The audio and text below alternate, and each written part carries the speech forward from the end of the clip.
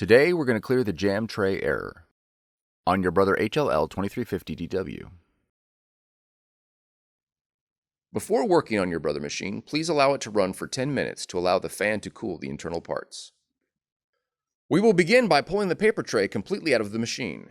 If there is jam paper in the tray opening, remove it using both hands. Remove the paper from the paper tray and verify that the tray guides are set to the correct paper size. Check the paper for damage or irregularities that could prevent it from feeding properly. Also verify the weight and thickness of the paper. Follow the link on the screen for more information on paper specifications. Locate the white gears on the left side of the tray and rotate them, checking for gear damage and verifying that the metal plate raises and lowers as the gears are turned. If the gears are missing or damaged, the tray will need to be replaced.